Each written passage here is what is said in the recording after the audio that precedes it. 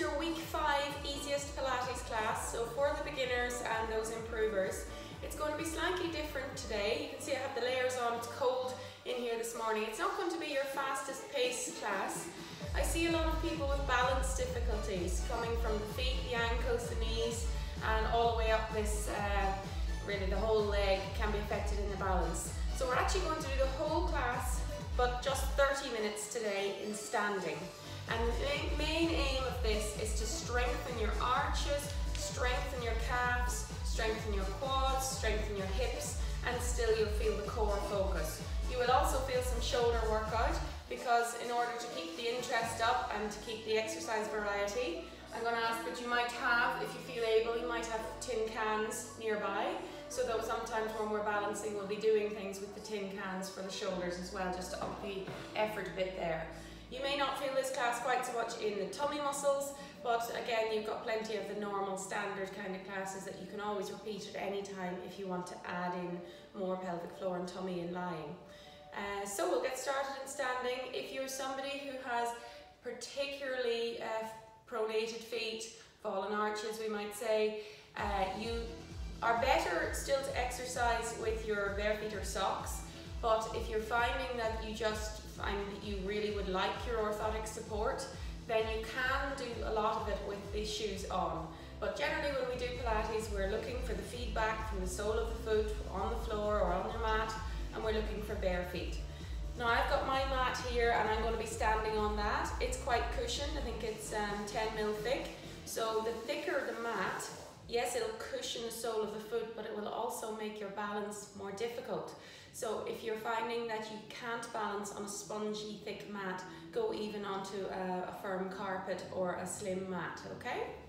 Now I have these nearby, but we'll limber up first of all. Okay, so we can still do our alignment and our tipping the bucket, all our usual things that we start off with in standing. We'll just continue with more of that so that it's more of a balance type class. Right, now we're going to rock our body weight forward to the toes and back to the heels. And when you're doing that forward and back, you're just thinking about the weight distribution through your feet. So if you are a pronator with fallen arches, a lot of your weight will be going down the inside channel of your feet towards the big toe side. So I want you now, as you rock the body weight forward and back, just to come to rest where you feel you're balancing your weight between the base of the big toe, but also the base of the little toe and the center of the heel. So we have that triangle, and some of you may feel that you almost have to roll out to get that. Okay, when we're there, we'll just do our pelvic bucket tipping. So we arch our back, tip the pelvis forwards, suck in the tummy, tip back, tip forwards, tip back. Your legs are going nowhere at this point. You're still just holding those 3 points, base of the big toe, little toe, center of the heel, while you're stretching your pelvic area, lumbopelvic area. So we want to know when we're standing that we're usually not overly arched that way, not overly rounded that way. We're standing tall, and that brings our pelvic bucket to neutral. We'll pull in these muscles now. So this deep band of tummy muscles, gently pull them in and pull up the pelvic floor. We're going to be rising up to the tiptoes. You can have the hands stabilizing here to start off. We go up on one and down on the other. If anybody needs to touch anything, I just have a wall maybe right nearby you, something even on either side that you could just touch out for a fingertip touch occasionally will just reset your balance, okay? Do try not to cling on to anything, because when you're holding on too tight, the balance element will be taken out of it, and we won't actually improve our balance as much as we want. So you can see there, what I'm doing is I'm warming up my feet and ankles, I'm working the arches, I'm keeping the kneecaps pointing straight ahead. Okay, I'm thinking of 2 parallel tracks coming down through the shoulder, knee, ankle. I'm going to add in the arms into that. We often do this one as part of our warm-up anyway. Get the shoulders moving. And stay going tall to the ceiling. Try not to be tipped forward. You're using the power of your arches. Push up. Okay, keep nice and tall. I'm going to go for 5, 4,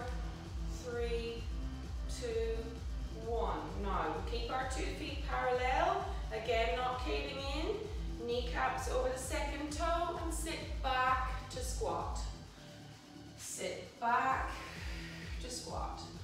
If it's too easy for you already, you can start taking the resistance in the hands. I'm going to be adding all these things in. Remember, we've 30 minutes to tire the legs and feet, so I'm just introducing things gradually. Now when you sit back, you don't want the kneecaps to push too far forwards. You want the hips to come back in the squat. So there shouldn't be massive pressure on the fronts of the kneecaps. You're pressing the hips behind, lifting the chest up, but keeping the chin relaxed so you're not sticking the chin up too much. And we go for 4, and 3, and 2, and 1. Now we can make those a little bit more about the hips. As we turn the feet out into sumo, we go down here. Now we push up. So your kneecaps are following your second toe angle. They're not caving in again, so we must not allow our arches just to collapse in on the inside of the foot. So keep those kneecaps pushing out. Try and remember that if you've got foot and ankle problems, you may well be weak higher up as well. So what we're really trying to do is strengthen the whole of our lower limb system, right up into our core. Now we're going to limber up our shoulders so they can take some extra weight. So as we go down, stay down and side bend over to one side. Take that top arm in for 3 circles and reverse it back for another 3 circles. Okay, and then to neutral and push up. Plie, side bend, look down just so your neck feels it's following the line of the arc of the side bend. And we'll do 3 back, and 2, and 3. Now our shoulders are ready to take a little force if you want it. You don't have to. If you do, you're going to take your 2 tin cans now, palms facing up. So for now, think about the feet. Go into the stride stance. That's one foot in front of the other.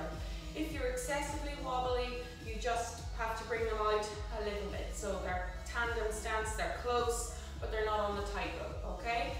Now, if they go back to where they are under your hips, you're not going to find the balance. So you need to try and bring them in. I'm going to go up onto the tiptoes as well, just so the calves are really working, and that makes the arches work by holding there. Now we think about the shoulders. I'm going to stay up on the forefoot. We'll be doing both, so it doesn't matter which one you have in front at the moment. So exhale, you're bringing the tin cans out, palms are facing the ceiling, spine is nice and long, you're turning the hands out, keeping the elbows in. So you're starting to engage the backs of your shoulders here. This is good for rotator cuff, but at the same time we're constantly, statically working our arches. Now there'll be little wobbles going on in your feet at the moment, and that's good. We kind of need wobbles. If it's far too static and far too easy, we won't be retraining all of the little interossei muscles and all the little ones that run between the metatarsals. So we really need to make the feet work hard and see those little reactions. So we go 3, 2, and 1. Now we're going to switch over the foot position, have the other one in front, back up onto the tiptoes, but this time we're going to straighten the elbows and we're going to try and go out to the sides. Now when you're coming out to the sides, don't scrunch your shoulders up. Okay, I often see people where they're concentrating too hard on one thing and the shoulders have popped up to the ears. So shoulders down, arms doing the work. Now I'm finding this reasonably easy, but if you're finding it hard, remember you're not up on the forefoot, you're standing on your heels and you can separate the feet slightly off the tightrope. The narrower they are, and the more you're up on the forefoot, the more you'll feel the effort in the calves and the feet. And we go for 4, and 3, and 2, and 1. Okay, now we're going to work the backs of our arms, but we're also going to stretch our calf. So we'll step back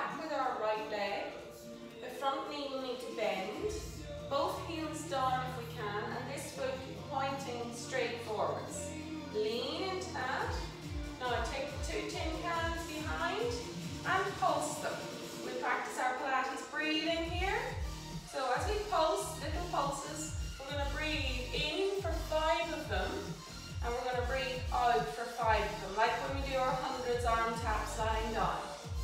So we breathe in 2, 3, 4, 5. Breathe out 2, 3, 4, 5. So we're coordinating some muscle stretching, muscle stabilizing, but expanding our rib cage down to the sides. Remember that lower rib cage as you breathe in deeply, you want to expand it outwards. Keep the back of your neck nice and long.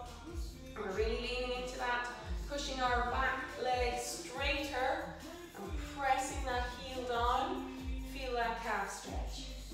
So we go for 4, 3, 2, and 1. Come back up again, just circle the arms and switch the foot that's going behind. So put back the other leg, slight bend of the front knee, toes pointing forwards on the rear leg and knee squeezing out straight. Come back up again, pulse again. Same thing. You can have the palms facing the ceiling or the knuckles facing the ceiling or the ends of the hands facing the ceiling. You can change that if you're getting tired of one. What you should be feeling is that your shoulders are squeezing together, away from your ears, not scrunching up. You're strengthening your upper back while stretching your calves.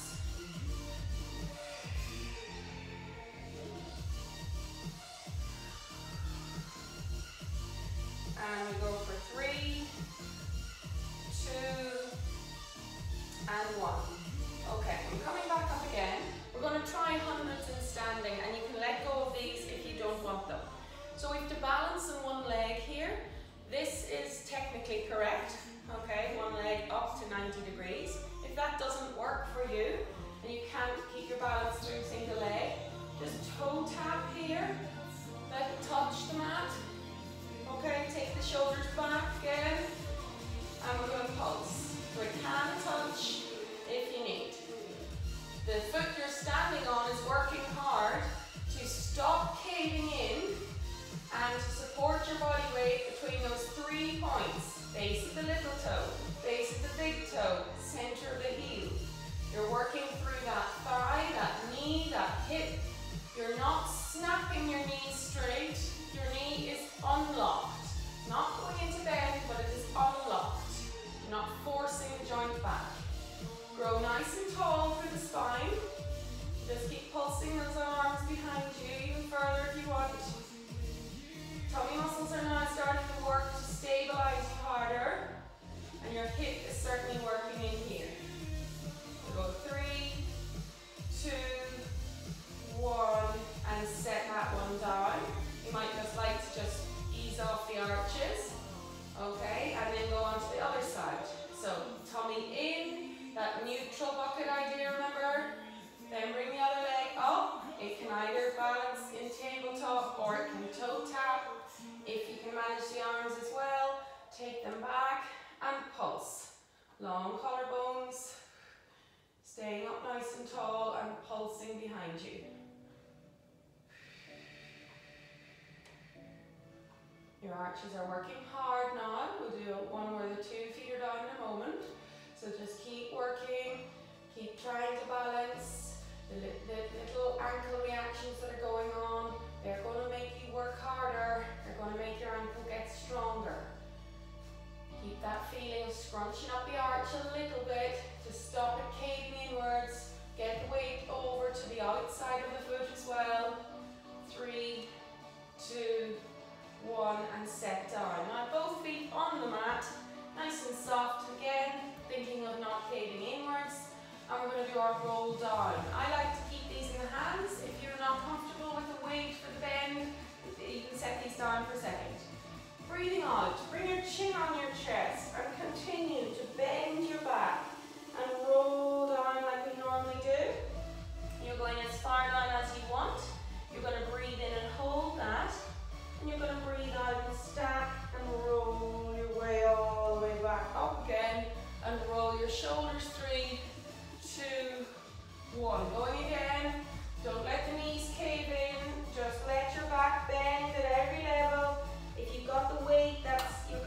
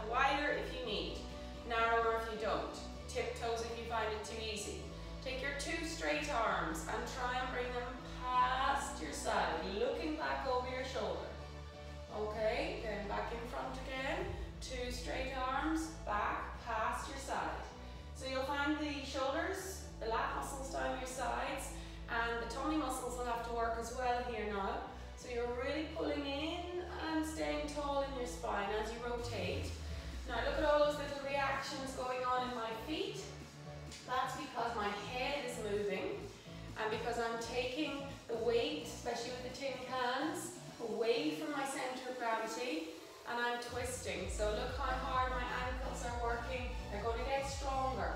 Now if you're not able for this level, just put the feet down, separate them, take the tin cans away, and see if you can even turn your head and bring your arms with you. Slowly, just keep again, slowly left and right.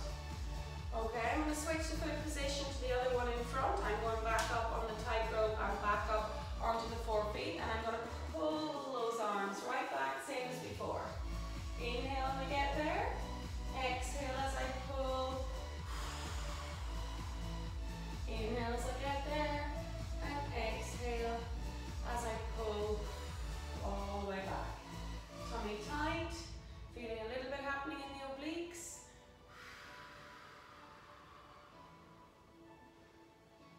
Okay, lots of wobbles. And we go for 3. And 2.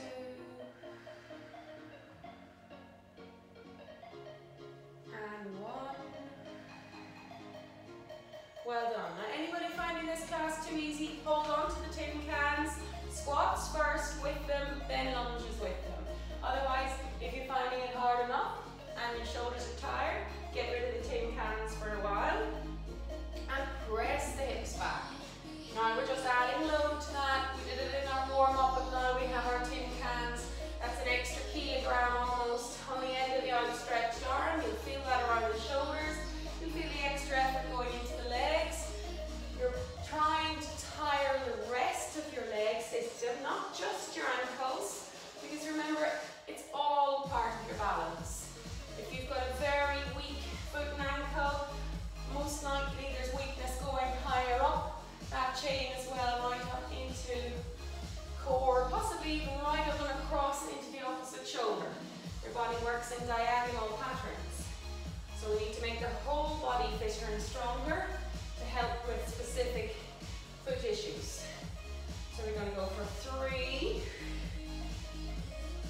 And 2. And 1.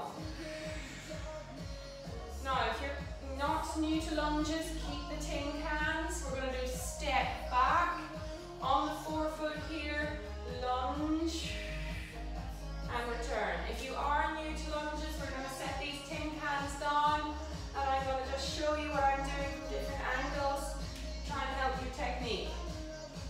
Okay, if you want to start hands on hips, you can. So when you step back, it's parallel legs, they're not crossing over. Okay, under your hip channel. As you bend, your front leg is bending, and you're on the forefoot of the back leg. You don't want to be here. Okay, that's just putting pressure over the front knee. So you want to be upright, so you feel it more in the thighs and bottom. And if you find you've got your balance there, you can stay there for 3 or 4.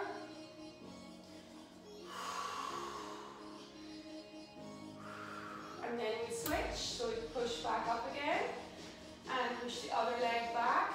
Again, kneecaps not caving inwards. Bend and push.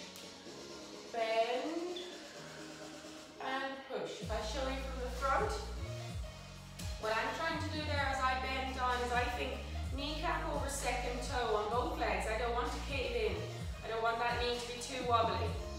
Okay, I'm trying to keep that 2 straight parallel line idea for these ones. So we're going to go for 3 and 2 and 1. You can touch something if you have to here. I'm going to do it one more time on each side. 4 reps on each side. So step back. It is harder when you start taking arms overhead, weight overhead. That makes it all tougher. Okay, keep your body up. Bend this one as well so you can get down. You can feel a stretch in the calf if you're very tight behind there.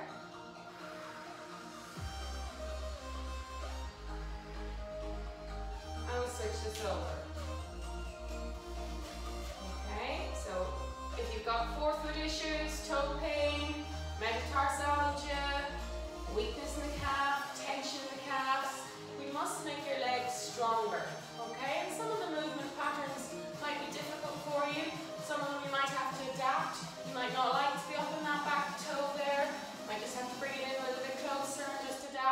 yourself, but you shouldn't avoid trying to get stronger, because that's probably the key to getting you better. Okay, we've enough of that one done. We're going to take the tin cans back in the hands again, and we're going to concentrate on our sideways movement.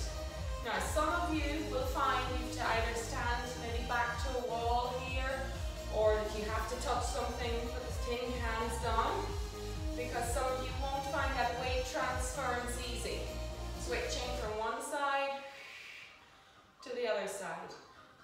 Now, we're doing this because we have to be able to transfer our weight to be able to walk well, side step, do steps, do stairs, and we need the side of the hips nice and strong for that.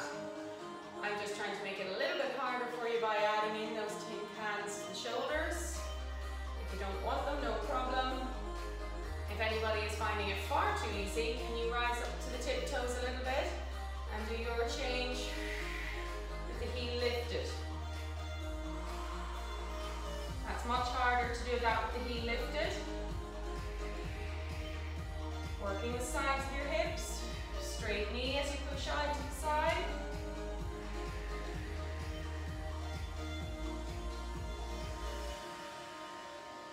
And continue for 4, and 3, and 2, and 1. Okay, stand with your feet touching, okay? So think of the inside borders of the feet not caving in, and bring them in a little bit closer. Okay, now we're going to take our arms back so our shoulders are engaged. And we're going to turn, especially our head, but we can twist from the pelvis as well. Look over one side, and turn, and look over the other side. So the narrower your base of support, the more you've brought your 2 feet close together, the more you might be challenged in your balance here as you start turning your head. So if you're not great at balance, you'll be relying on your head position to help you balance better. Now we're moving our head quickly from one side to the other. So you're asking your muscle system to wake up a little bit and work harder for you.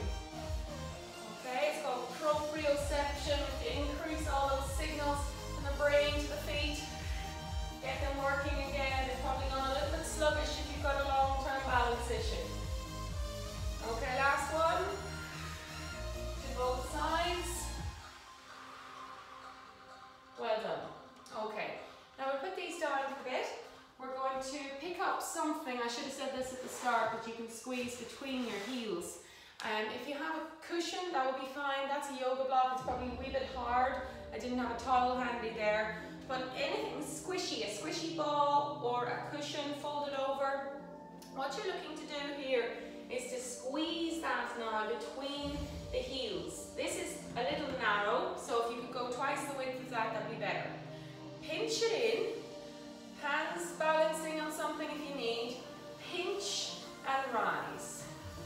Okay, so if I go here, squeeze it with the heels, that will help make your arch, and rise.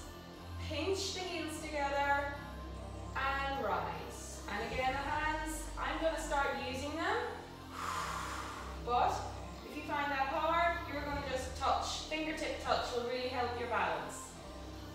And remember when you need the fingertip touch, just don't depend on it too much. Keep trying to take the fingers off it so it's not cutting out the balance challenge too much.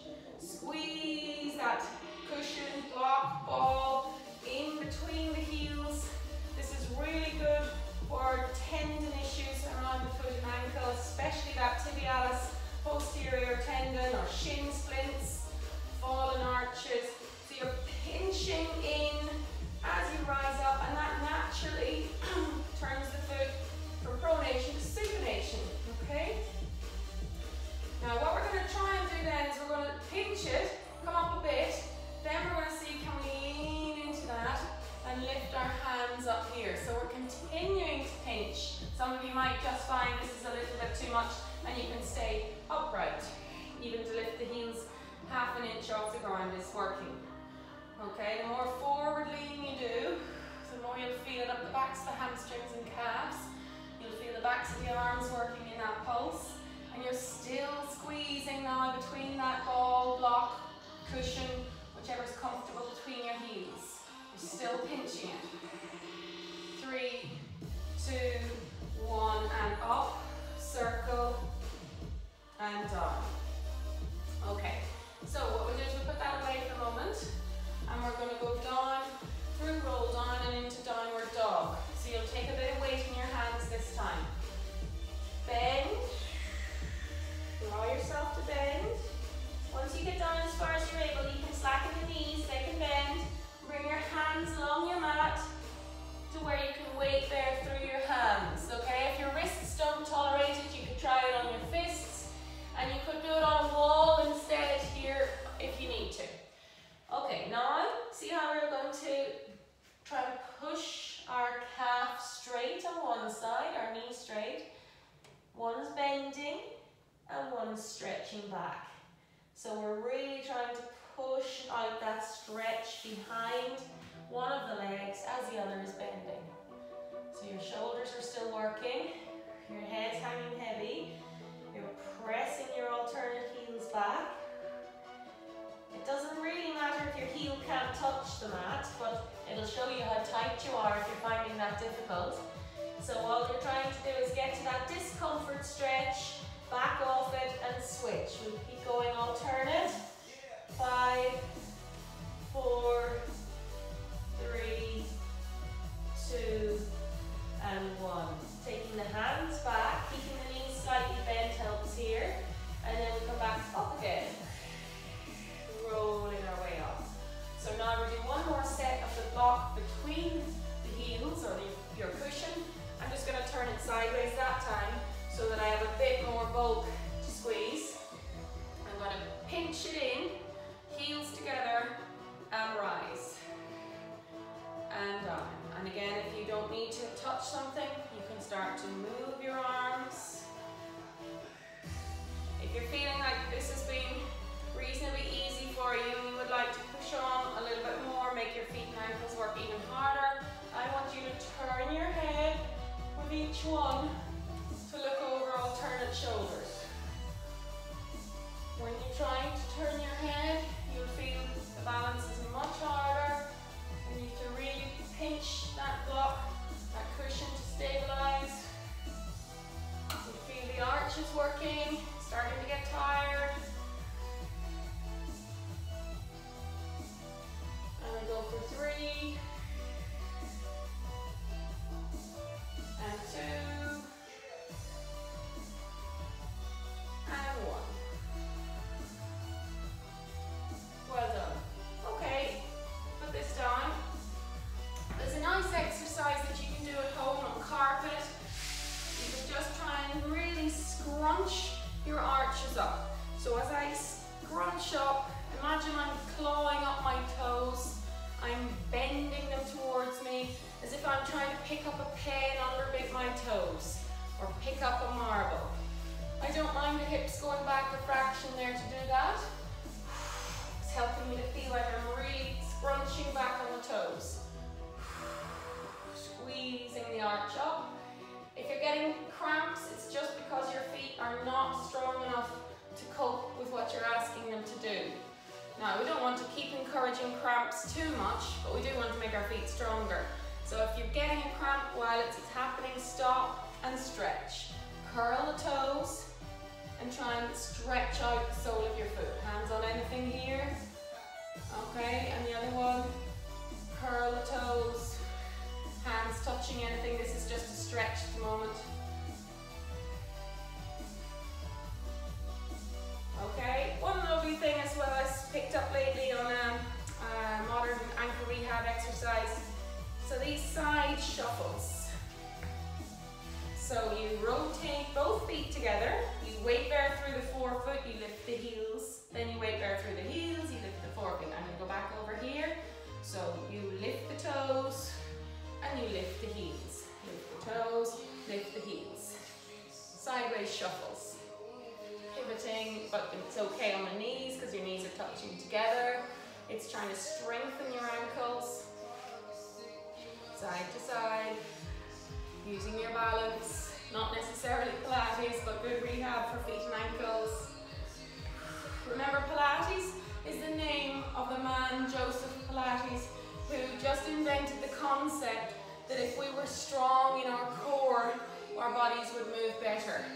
So we just adapt some of the principles that he uses into physio-specific things through more evidence and more research and more practical things sometimes. We don't always lie down on a mat all day long in our lives, so we have to sometimes take our classes into more functional things where we're having our difficulties, like this class in standing. Okay, so if we make our feet and ankles and hips and core stronger, our bodies should move better. Exercise is key. You won't see it happening overnight, but try and stick with exercise and make your body a little bit stronger for the jobs we want it to do. Okay, just finishing off with a release there in that walking. One bending, one straightening, rolling through your arches as much as your soles of your feet and your metatarsals allow. Nice and cushioned under the surface for the metatarsals if they are sore underneath the ball of the foot. And we go for 3 and 2 and 1. Now, I hope you found that helpful, or some of it helpful. You might have found it very difficult if you have balance issues, but remember, you can always cut out parts, you can break it down, you can pause it, you can do bits and pieces of it. If you're too tired for the whole 30 minutes in one go, you could do it in 2 sections. So don't give up, try and do what you can. Alright, thanks very much everyone, well done, bye.